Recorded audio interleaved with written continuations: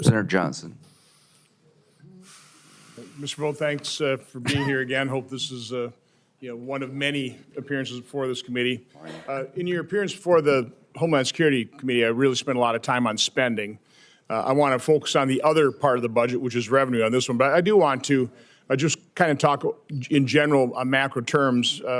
If you take a look at federal outlays averages over the decades, back in the 60s, we spent 8.2% on average. 70s, it was 19.6, 80s, 21.5, the 90s, 19.9%, the 2000s, 19.6%, the 2010 through 19, 21%. This year, we're right around 25% of GDP federal spending. What do you think is an appropriate level as a percentage of GDP? I mean, what would be a goal for this administration to, again, we talked about getting back to a pre-pandemic level of spending. 2019, we spent 4.4. Last 5 years, we've averaged 6.5% or $6.5 trillion. What's an appropriate percentage of GDP for federal spending? Well, Senator, it's a great question. We haven't set a fiscal goal yet for this administration, but I think trying to get back to historical levels of outlays is one of those important first steps to begin to find out ways to be able to not set records as a percentage of GDP, whether that is spending outlays as a percentage of GDP or debt as a percentage of GDP. As you know, we're now above levels in World War II, which we never thought we would get there outside of crises. And we need to change the trajectory that we're on as a country for sure. Okay, so want to work very closely with you to, again, bring down that level of spending to a reasonable pre-pandemic level. It's absurd that we're basically spending at pandemic levels. In terms of the automatic tax increase that would go into effect if we don't take action, I would think the first goal would be to return certainty that will not happen. Would you agree with that? I mean, yes, Senator. Okay. One way of doing that, I proposed this morning at a political event, is I know people are talking about one big beautiful bill or two-step. I would actually recommend 3 steps.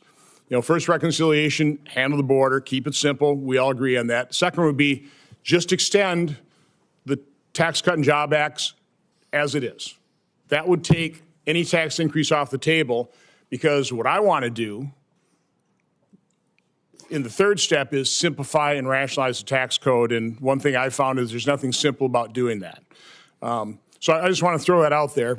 I think Republicans would all agree that we want to return certainty that there's not going to be a massive tax increase. This would be one way to do it. Just let's quick get in there, extend it using current policy.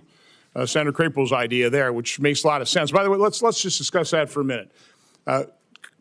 In past budgets, we've adhered to the rule that a spending policy that expires, if you extend that, there's no cost.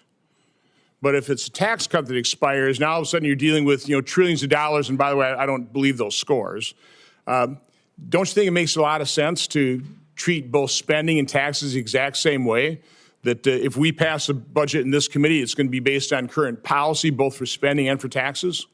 Senator, I'm not here to make any announcements strategically for the administration, but I do think it makes sense to be able to treat spending in the same way that you treat the tax baseline. And so I think that's something that should be considered as you navigate the reconciliation process and have conversations with the parliamentarians. But I think that's a very important discussion that needs to continue to move forward to give options for the president and for this body. So again, I'm always big in terms of goals of things. So again, I think it's a goal to return that certainty. Let's take any kind of automatic tax increase off the table as quickly as possible. Then whatever we do, and again, I don't like the term tax reform. I like the term tax simplification and rationalization. But whatever we do, it needs to be permanent. Let's not make the mistake of having automatic tax increases in what we do next. Now, that's going to be complex, okay? There's nothing simple about tax simplification.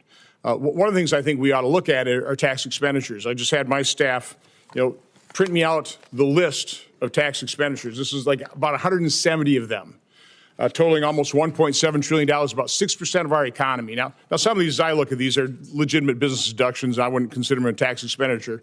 But is this something the administration is willing to take a look at, is just trying to dramatically simplify our tax system. It costs $400 billion at least to comply with it. I mean, is that something that you and Treasury Department and President will work with me and this committee on trying to simplify our tax system? Yes, Senator, happy to look at that list as well. Okay. Thank you, Mr. Chairman. I don't know if it's going to be 1 step, 2 steps, or 3 steps, but let's take a step.